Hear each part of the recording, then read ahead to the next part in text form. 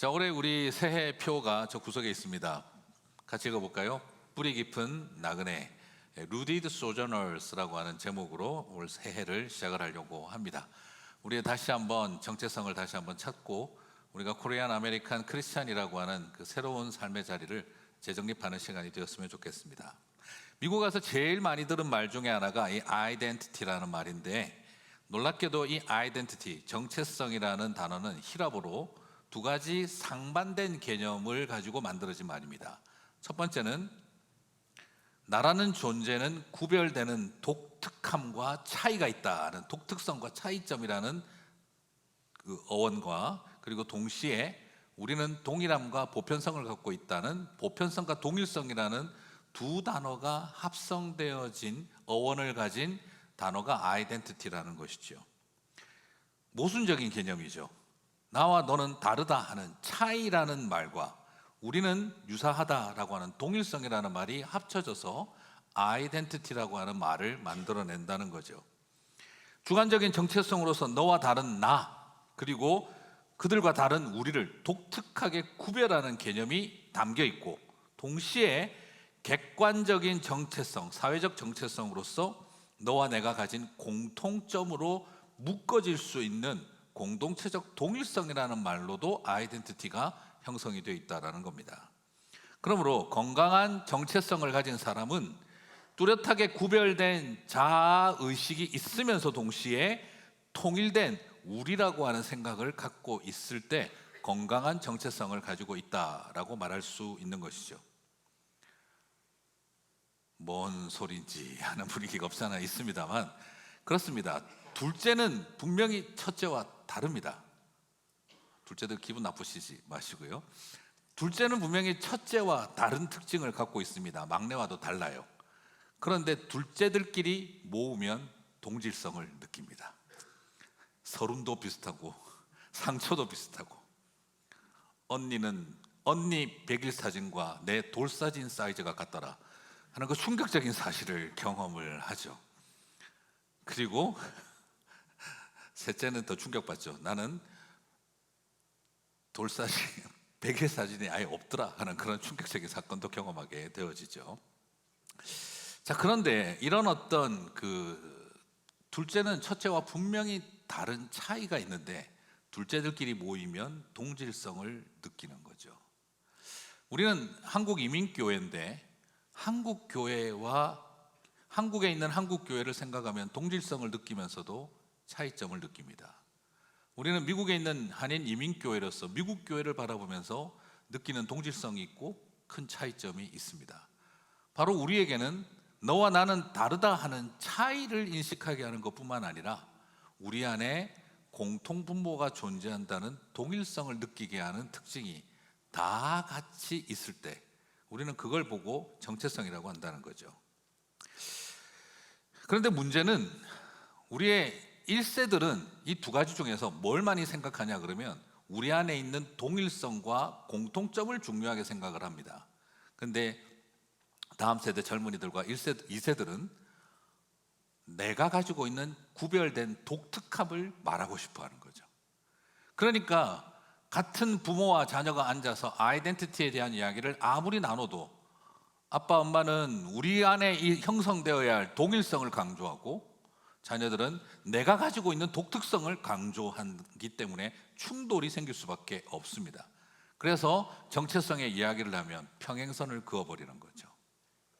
그러나 건강한 정체성을 갖는 것은 두 가지를 다 인정해야 하는 것이죠.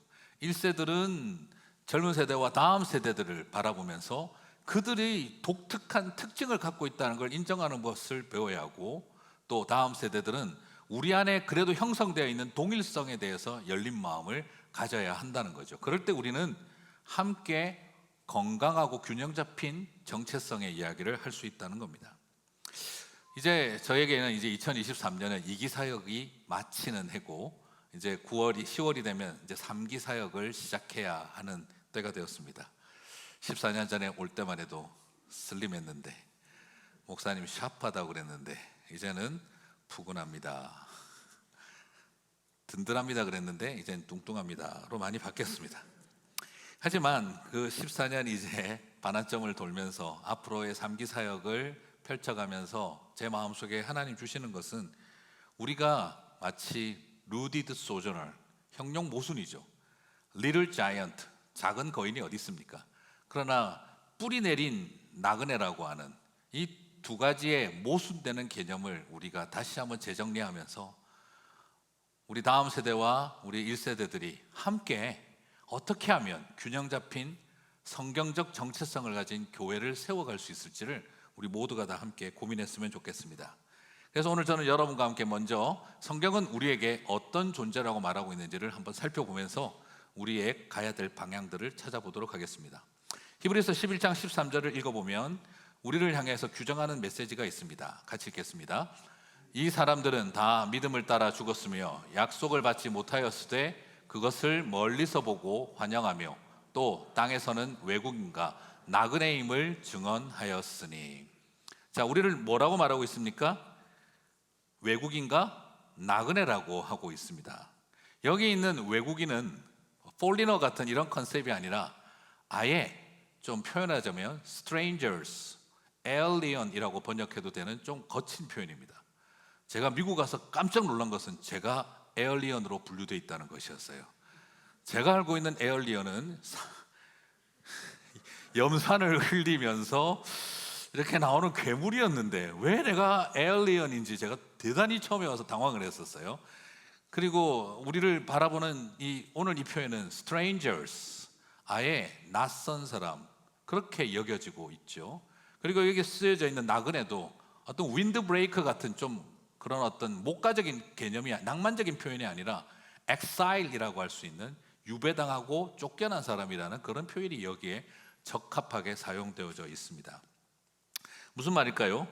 한마디로 이야기해서 우리는 주변인이고, 그리고 우리는 여기에서 아주 낯선 사람들, 에얼리언으로 여겨지는 존재들, 외계인처럼 여겨질 수 있는 존재들처럼 되어져 있다라는 좀 강한 의미가 담겨 있죠. 그러나 중요한 포인트는 무엇입니까? 이스라엘을 중심으로 볼 때 외국인이다, 로마에서. 예루살렘을 중심으로 해서 볼 때 그대들은 로마 땅의 이방인이고 나그네다라고 하는 말이 아닙니다. 오늘 여기서 히브리서 기자가 강조하고 싶은 것은 예루살렘을 중심으로 해서 볼 때 그대들은 외국인이요 나그네다라는 말이 아니라 하늘을 중심으로 해서 볼 때 땅에서는 외국인이요 나그네다라는 의도를 가지고 있다는 것입니다. 우리는 이민자이기 때문에 나그네가 아니라 천국 백성이기 때문에 나그네다라는 것입니다. 우리의 센터가 한국이라서 이 미국에서 이방인이고 나그네가 된 것이 아니라 우리의 센터는 천국이기 때문에 이 땅에서 우리는 외국인이요 나그네다라는 것입니다. 그러므로 하나님의 백성들은 지금 저와 여러분은 한국에서 살고 있다 할지라도 우리의 정체성은 외국인이요 나그네다라는 것입니다. 사랑하는 성도 여러분, 오늘 저와 여러분이 그렇게 생각했으면 좋겠습니다. 이민교회이기 때문에 우리는 외국인이요 나그네라고 하는 정체성을 찾는 것이 아니라 우리는 천국 백성이기 때문에 땅에서는 이방인이요 나그네의 인생을 살아간다 하는 것입니다.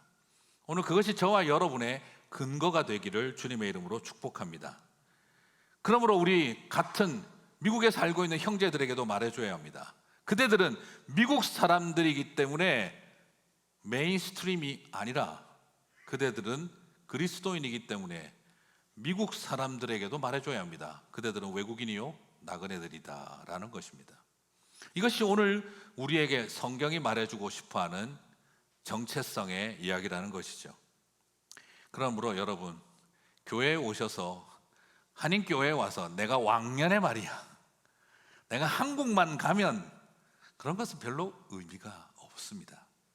지금 우리는 어디에서든 중심부를 차지하려고 애쓰는 사람들이 아니라 우리는 다 하늘을 중심으로 이 땅에 살고 있는 것이죠.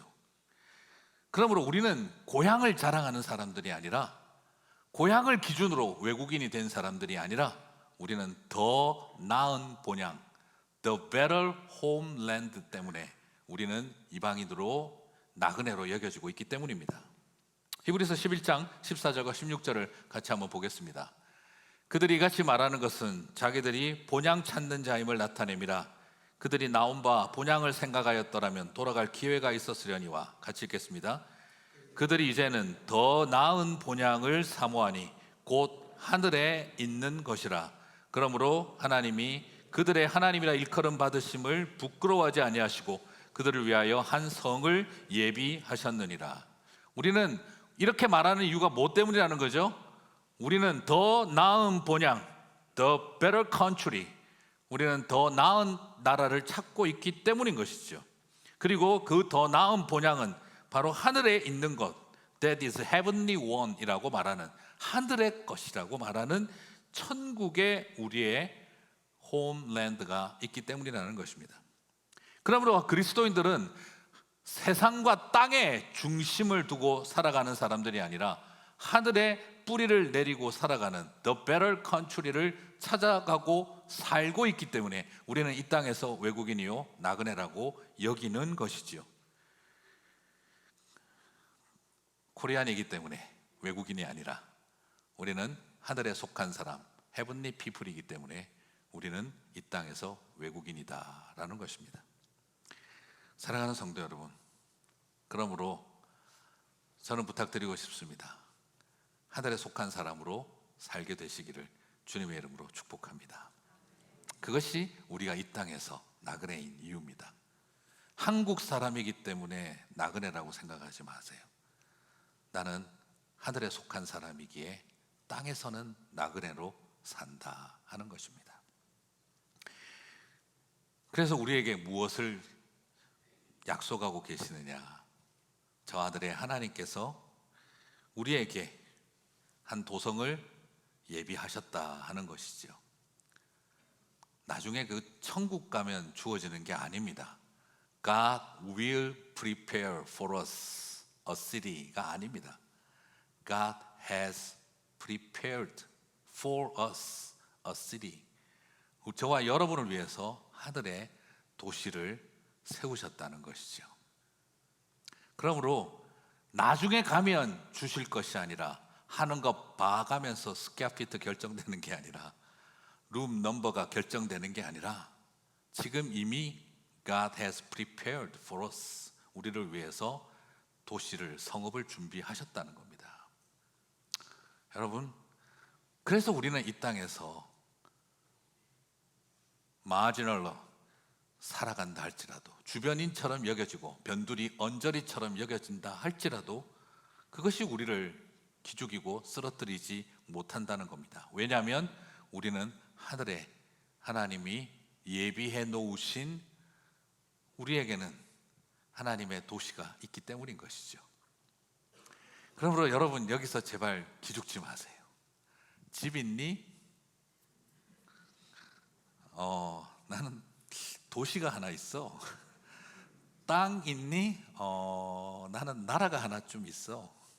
여기서 시리라고 하는 건 그냥 단순한 도시가 아니라 도시국가, 우리가 알고 있는 그 폴리스를 말합니다. 도시국가를 말하고 있어요. 너 집 있니? 그러면 나라가 하나 좀 있어. 우리는 그렇게 말할 수 있는 위치와 축복을 주셨다는 거죠. 이 땅에는 모두 다 우리는 렌트로 살고 있는 겁니다. 우리에게는 이미 준비되어진 하늘의 나라, 도성이 저와 여러분을 위해 예비되어져 있다는 것이죠. 옛날 같았으면 이것은 죽으면 가는 그저 천국 같은 이야기지만 이것을 다시 생각하면 이 땅을 누구보다 치열하게 살아갈 수 있고 기죽지 않고 당당하게 살아갈 수 있는, 가오를 가지고 살 수 있게 만드는 힘이 막연한 죽고 난 다음 얻는 보상으로서가 아니라 이 땅을 치열하고 당당하게 살아갈 힘을 주는 게 저 하늘에 내가 가야 할 도성이 있다 하는 것입니다. 여러분, 옛날 영화 혹시 세인 기억나십니까? 하도 오래된 옛날 영화라. 총잡이 세인, 그는 나그네였죠.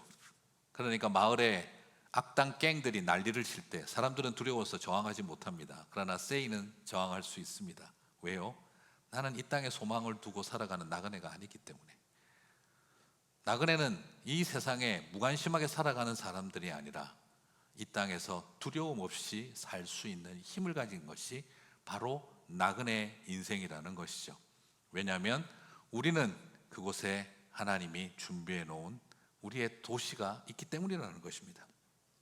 그러므로 지금 이 땅에서 왜 나는 복판을 유지하고 최고의 것들을 가지지 못하느냐, 그것이 중요한 게 아니라 우리는 하늘을 소유하고 살아가고 있다는 것입니다. 그래서 우리는 종속당할 수가 없습니다. 그래서 우리는 죽음을 두려워할 수가 없습니다. 왜냐하면 이 세상이 모든 것이 아니기 때문에. 이 세상의 미련을 가지고 살아갈 수 없는 이유도 거기에 있습니다. 지금 비록 땅을 벗하며 살아가고 변두리와 언저리에 살아간다 할지라도 나는 하늘 복판을 걷고 있다 하는 그 당당함이 저와 여러분 가운데 있어야 한다는 것이지요. 그것이 나그네 된 자들에게 주어진 힘이고 능력인 것입니다.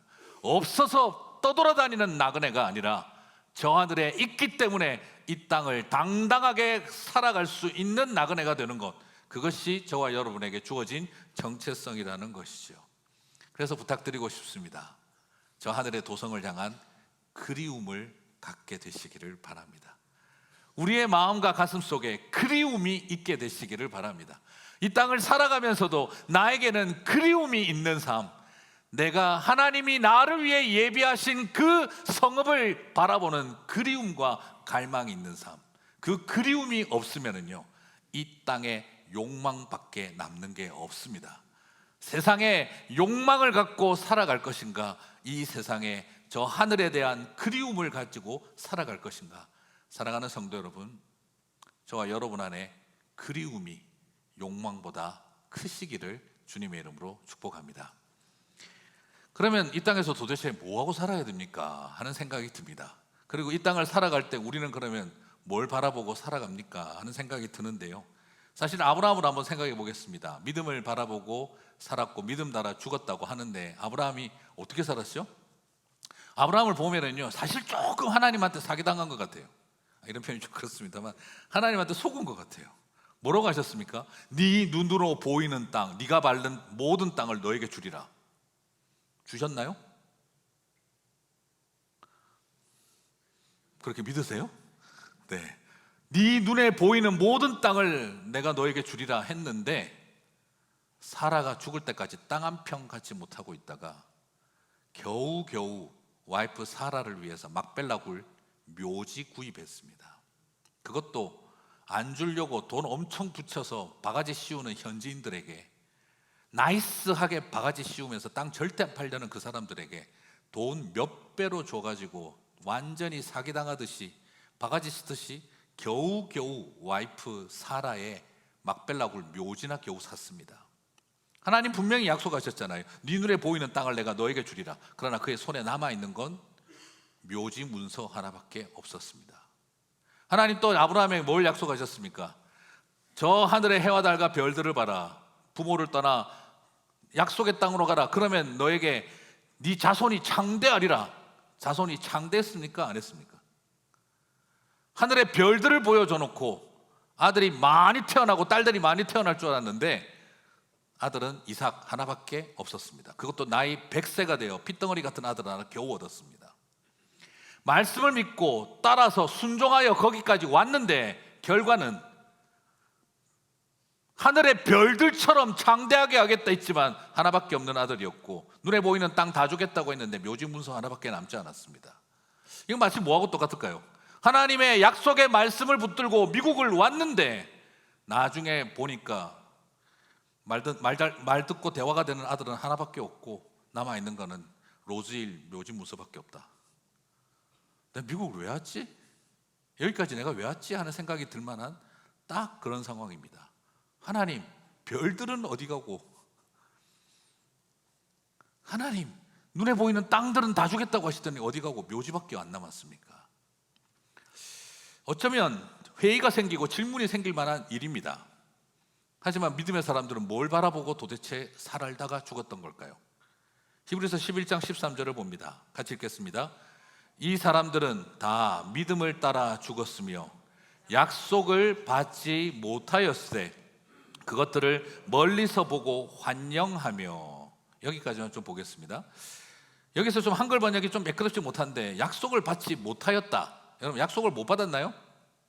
아니죠, 그죠? 약속을 받았는데 약속대로 결과를 얻지 못했죠, 그죠? 하나님 분명히 약속은 주셨잖아요, 그죠? 약속은 줬는데 약속을 못 받은 게 아니라 약속은 받았는데 약속대로 결과가 얻지를 못했죠. 그래서 이 표준세 번역은 좀 더 매끄럽게 번역이 되어 있는데, 약속받은 것들을 얻지 못하였지만 그것들을 멀리서 보고 반겼으며 라고 번역이 되어 있는데, 적절한 번역이라고 생각이 됩니다. 자, 무슨 말이냐? 믿음의 백성들은 약속받은 대로 다 얻은 사람들을 말하는 게 아니라는 겁니다. 믿음의 사람들은 약속받은 것을 다 얻지 못한다 할지라도 멀리서 바라보고 환영할 수 있는 사람들이었다라는 거죠. 손바닥만한 구름 하나밖에 보지 못했지만 온 세상에 쏟아지는 은혜의 비를 볼 수 있었던 사람들이다라는 겁니다. 아브라함은 어땠습니까? 막벨라 굴 묘지 하나 받았지만 아브라함은 바라보았던 것이죠. 온 땅에 약속의 땅을 회복하러 돌아올 이스라엘 12지파 여호수아가 데리고 올 그 사람들을 바라보았던 것이죠. 그리고 이 땅에 임하실 하나님의 나라를 보았던 것입니다. 멀리서 보고 반겼던 것입니다. 그리고 아브라함은 아들 하나밖에 보지 못했습니다. 하지만 그는 멀리서 바라보고 반겼습니다. 12지파가 되는 이스라엘이 홍해를 건너 요단강을 넘어 이 땅 가운데 올 것을 보았던 것이죠. 그리고 그는 또 보았습니다. 하나님은 희한하게 말씀을 하셨죠. 뭇 하늘의 별들을 보라. 별들은 단수형입니까? 복수형입니까? 어려운 것을 질문하지 않았다고 생각합니다. 복수형입니다. 그런데 그 다음 하시는 말씀이 너의 자손이 이와 같으리라. 이 자손은 단수형이어야 합니까? 복수형이어야 합니까? 당연히 복수형이어야 하는데 거기에는 단수형을 쓰고 있습니다. 바로 창세기 3장에 나왔던 여자의 후손이라는 것과 똑같은 표현이 단수형으로 쓰여져 있습니다. 다시 말씀드리면 뭇 하늘의 저 별들을 보라. 너의 하나밖에 없는 아들이 저와 같이 되리라. 그 아들은 누구냐? 이삭이 아니라 여자의 후손 예수 그리스도를 예표했던 것이죠. 그래서 성탄절에 예수님은 별을 따라 온 사람들을 통해 알게 되어집니다. 점성술도 예수님께로 인도할 수 있다 하는 이런 유치한 이야기를 하려고 하는 것이 아니라 아브라함에게 보여주셨던 저 수없는 하늘의 별들의 이야기를 통해서 여자의 후손이 이와 같으리라 했던 그 언약을 기억하신 하나님은 하늘의 별을 통해 아기 예수의 메시아의 탄생을 보여주셨던 것과 같은 맥락인 것이죠.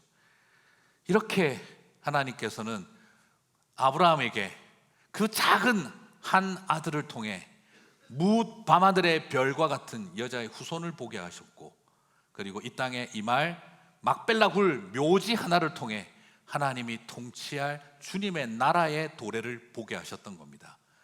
여기에 이제 이 땅에 우리가 살아가야 할 이유가 다 있습니다. 우리는 이 땅에 왜 살아가야 합니까? 바로 예수 그리스도의 오심을 준비하고 이곳에 하나님의 나라가 임하는 것을 예비하는 삶을 살아가는 것입니다. 바로 복음을 전하고 전도하고 선교하면서 주님의 나라가 도래하고 예수 그리스도의 오심을 사람들에게 가르치는 일을 하는 일. 우리의 모든 나그네의 여정과 우리가 이 땅에서 이방인으로서의 여정을 살아가는 이유는 바로 이 땅에 임할 하나님의 나라를 바라보며 다시 오실 예수 그리스도가 하늘의 별처럼 창대할 것을 믿음으로 바라보고 어두움을 밝히는 별처럼 빛나는 그 구원의 빛을 바라보며 복음을 증거하기 위해서 우리 이 땅을 살아가는 것입니다. 아이고, 우리 목사님은 그냥 전도 좀 하자, 선교하자 하면 되지 뭘 저렇게 복잡하게 설명을 하나 생각이 드시겠지만, 그저 교회를 늘리고 키우기 위해 하는 말이 아니라 이 모든 것이 창세 때부터 이어왔던, 왜 우리가 이 땅에 천국 유목민으로 살아야 하는지, 그것은 바로 선교적 사명 때문이라는 것이지요. 사랑하는 성도 여러분, 그것을 바라보게 되시기를 바랍니다. 여러분, 믿음이라는 게 뭐겠습니까? 믿음이라는 거는요, 원하는 대로 다 이루고 되는 일이 아닙니다. 여러분 아시지 않습니까? 삶이 언제라도 한번 원하는 대로 흘러갑니까? 그러나 우리는 알고 있죠. 한 번이라도 하나님 뜻대로 흘러가지 않은 적도 없습니다. 삶은 내가 원하는 대로 흘러가지 않았지만 하나님의 뜻대로 흘러가고 있다는 것을 보는 것이 믿음입니다. 내 원하는 대로 다 이루는 것이 믿음이 아니라, 내 눈에는 핏덩어리 하나, 묘지 문서 한 장이었지만 나는 이 땅에 오실 메시아 여자의 후손을 바라보고, 그리고 하나님 나라를 바라보는 게 되는 것, 이것이 믿음의 백성들이 살고 죽는 길이었던 것이죠. 그렇게 사시고 그렇게 믿음의 안에서 죽는 저와 여러분이 되시기를 주님의 이름으로 축복합니다. 그것을 바라보십시다. 지금 나는 아무리 자꾸 보잘것없어도 하나님은 하신다는 것이죠. 그러면 그런 생각도 또 듭니다. 아유, 목사님, 그렇게 천국 유목민으로 언저리, 변두리, 그리고 마지널리티로 우리가 살아간다고 해서 누가 알아줍니까? 누가 그런 거 알아줍니까? 이 땅에서 그렇게 살아간다고 누가 존경해주고 누가 존중해주고 자랑스러워해줄까요? 그냥 이 세상에서는요, 언저리고요, 변두리고요, 밀려난 루저에 불과한 거 아닙니까? 정신승리 아닙니까? 그냥. 그러나 그렇지 않습니다. 주님이 저와 여러분을 부끄러워하지 않으십니다. 제가 제일 좋아하는 성경 말씀 중에 하나입니다. 히브리서 11장 16절. 그들이 이제는 더 나은 본향을 사모하니, 같이 읽겠습니다. 곧 하늘에 있는 것이라. 이러므로 하나님이 그들의 하나님이라 일컬음 받으심을 부끄러워하지 아니하시고. 여러분 이것을 통해 보십니까? 하나님이 그들의 하나님이라 일컬음을 받음을 부끄러워하지 아니하시고, 이 땅을 살아가면서 저와 여러분에게 가장 큰 위로라고 믿습니다. 하나님은 뭐라고 일컬어지십니까? 여호와 샴마, 여호와 라파, 여호와 이레, 전능하신 하나님, 엘로힘의 하나님이라고 일컬음을 받으십니다. 만군의 왕이요, 만왕의 왕이요, 온 세상을 지으시고 창조하신 창조주 하나님이니라. 우리는 그렇게 하나님을 일컬어야 되고 불러야 됩니다. 그런데 하나님은 그렇게 신학적으로 불리는 거 별로 좋아하지 않으신다는 거죠. 하나님은 뭐 어떻게 불리기를 원하십니까? 아브라함의 하나님, 이삭의 하나님, 야곱의 하나님, 병주의 하나님이라고 불리기를 기뻐하신다는 것입니다. 사랑하는 성도 여러분, 제가 제일 놀라고 감격스러웠던 것은요, 하나님 당신은 누구십니까? 할 때 나 병주의 하나님이지, 온 세상을 지은 창조주 하나님이다, 그렇게 말씀하지 않으시고요, 나 네 하나님 아니냐, 병주의 하나님이야, 내 이름은 송병주의 하나님. 제가 들었던 가장 감격스러웠던 하나님의 성함이셨습니다. 선한 청지기 교회의 하나님이라 불리는 것을 부끄러워하지 아니하시고. 사랑하는 성도 여러분, 이게 얼마나 큰 기쁨이고 감격이겠습니까? 여러분 이 마음 아십니까? 장애를 가진 저의 아들이지만 제가 가장 감격스러운 것은요, 누군가 그렇게 불러준다면 정말 좋을 것 같아요. 그리고 제가 그렇게 말할 수 있다면, 제가요 준영이의 애비입니다. 지금은 그러겠죠. 송병주 목사님의 아들이지라고 하겠지만, 정말 제 소원은 준영이 애비입니다 라고 말할 수 있을 때 가장 행복하지 않겠습니까? 사랑하는 성도 여러분, 하나님이 우리 믿음의 형제 자매들에게도 마찬가지 아니겠어요? 만약 오늘 뉴스를 탁 봤는데 코리안타운에서 끔찍한 사기 사건이 팍 터졌는데 얼굴이 나오는데 보니 우리 교인이야. 얼마나 자랑스럽겠습니까? 아니면 징그럽겠습니까? 만약에 자식들이 나는 누구누구 씨의 딸입니다, 쥐구멍에 들어가고 싶어요 한다면, 만약 나는 누구누구의 배우자입니다, 부르지 마세요 그 사람 이름, 그런 분위기가 된다면 얼마나 절망스럽겠습니까? 그런데 솔직히 우리의 삶의 모습이 쥐구멍에 들어가고 싶고 화나게 만들 만한 인생들 아닙니까? 그런데 하나님은 뭐라고 하셨습니까? 나 아브라함의 하나님, 나 이삭의 하나님, 나 말 안 듣고 머리 쓰고 까불고 지 맘대로 살았던 야곱의 하나님이라 불리는 거 나 부끄러워하지 않는다 하는 겁니다. 사랑하는 성도 여러분, 이 땅을 살아가면서 언저리고 변두리면 어떻습니까? 하나님이 나를 아시고 나는 너의 하나님이다 라고 칭해 주신다면 이 땅을 살아가는 우리들에게 가장 큰 위로가 아니겠습니까? 때로는 모질이 같고 때로는 찌질이 같고 때로는 잔머리 쓰고 있는 우리의 인생들, 야곱도 쳐다보면 야곱의 하나님이라고 부르고 싶으시겠습니까? 저도 옛날에 누가 그러더라고요. 어떤 분이 저한테 오셔가지고 목사님 누구누구 아세요? 모르는데요. 그분이 목사님이 멘토라던데. 어휴, 누구누구의 멘토, 나 전혀 나는 막 화가 나더라고요. 솔직히 제가 어디 가서 여러분 제 하나님 아세요? 이러면 하나님 나중에 야 어디 가서 내 이름 말하지 마라 그렇게 하실 것 같은 생각이 드는데, 그런데 하나님은 이런 저를 향해서 뭐라고 하십니까? 나는 송병주의 하나님이라고 불리는 것을 부끄러워하지 아니하신다. 사랑하는 성도 여러분, 저는 꼭 그렇게 되시기를 바랍니다. 저는 가장 감격스러운 게 뭔지 아세요? 하나님은요 우리 준영이의 하나님이라 불리는 것을 부끄러워하지 아니하신다는 겁니다. 장애를 가진 아이도, 그리고 죄 가운데 있는 백성들도 하나님은 나 준영이의 하나님이라고 불리는 걸 부끄러워하지 아니하신다고 저에게 말씀하시는 것이었습니다. 그 음성을 듣는데 여호와 샴마, 여호와 라파, 여호와 이레가 전능하신 하나님, 그게 저한테 중요하지 않더라고요. 그 아이의 하나님이 되어주셔서 너무 감사합니다 밖에는 나오지가 않더라고요. 사랑하는 성도 여러분, 오늘 우리 찬양하고 기도할 때 그렇게 기도하게 되셨으면 좋겠습니다. 하나님을 부르십시오. 전능하신 하나님, 만군의 하나님, 여호와 하나님 부르지 마시고요, 내 이름을 넣어서 누구누구의 하나님이라 일컬음 받기를 부끄러워하지 않는 나의 하나님, 그렇게 고백하실 때 이 세상에 알 수도 없고 줄 수도 없는 위로가 저와 여러분 가운데 풍성할 줄 믿습니다.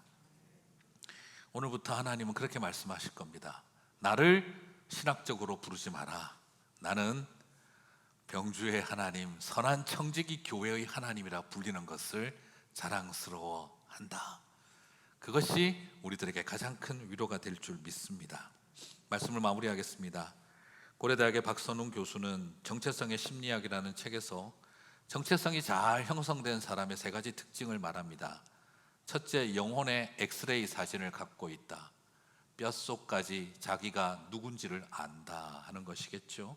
둘째, 자신의 목적지가 정확히 찍힌 내비게이션을 갖고 있다.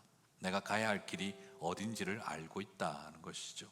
셋째, 삶에 대한 지침과 가치 판단에 분명한 기준을 갖고 있다. 이 세 가지를 갖고 있다면 분명히 우리는 정체성을 바로 가진 사람들일 것입니다. 나는 어떤 존재인가? 뼛속까지 죄인인 존재인데도 하나님이 나의 하나님이라고 불리우는 것을 부끄러워하지 않으시는 존재다. 나는 저 하늘의 Heavenly One, The Better Country를 가진 사람으로 이 땅을 나그네처럼 살아간다. 그래서 세상 언저리와 주변을 걷는다 할지라도 나는 천국 복판을 걸어간다. 세상 한복판에 살면서 천국 언저리에 사는 사람들 부러워하며 사는 인생이 아니라, 나 비록 세상 언저리 걸으며 살아간다 하더라도 천국 한복판에서 주님 만날 사람이다 하는 것만 안다면 우리는 더 이상 흔들릴 것 없이 그 길을 갈 수 있으리라고 믿습니다. 이제 이 세상에서 유리방황하는 나그네 인생 그만 사십시다. 하늘 나그네로 살게 되시기를 바랍니다. 세상 나그네로 사는 일은 절망입니다. 그러나 하늘 나그네로, 하늘에 뿌리를 내린 천국 유목민으로 살아간다면 우리의 삶은 의미 있는 여정이 되리라고 믿습니다. 여러분, 그래서 누군가에게, 이 세상 나그네로 살아가는 사람들에게 너도 천국 나그네로 살고 싶지 않니? 그렇게 초대하는 저와 여러분 되셨으면 합니다. 예인 수녀님의 봄일기라고 하는 시에서 이렇게 말하더군요. 봄이 일어서니 내 마음도 기쁘게 일어서야지. 나도 어서 희망이 되어야지. 누군가에게 먼저 다가가 봄이 되려면 내가 먼저 봄이 되어야지. 그렇구나, 그렇구나. 마음이 흐르는 시냇 물소리. 저는 그 단아한 시를 보면서 참 여러 생각을 했습니다. 그래, 새해에는 누군가에게 희망이 되자. 오늘 저와 여러분이 이 세상의 중심부에 들어가지 못해서 끊임없이 몸부림치고 살아가는 세상 사람들 사이에서 여러분 희망이 되시기 바랍니다. 누군가에게 봄이 되어 다가가십시오. 그러려면 내가 봄이 되어야 합니다. 누군가의 가슴 속에 시냇물 흐르는 소리가 들리게 하려면 내 안에 시냇물이 흘러야겠습니다. 그래서 시냇물이 되어 주십시오. 그래서 그분들의 마음에 시냇물 소리가 흐르게 해 주십시오. 그래서 우리가 함께 모여 강을 이루는 일이 있었으면 좋겠습니다. 주님의 몸된 교회 그렇게 세워갔으면 좋겠습니다. 사랑하는 성도 여러분, 봄이 되십시오. 희망이 되십시오. 그래서 세상 나그네로 사는 사람들에게 천국 유목민의 길을 초대하십시오. 그 일을 다 감당하고 나중 주님이 예비하신 더 나은 본향에 섰을 때 수고했다 내 사랑하는 아들아 딸아, 나는 너의 하나님이라고 불리우는 것이 부끄럽지 않았구나 말씀해 주실 때 이 세상 모든 위로를 받을 수 있을 줄 믿습니다.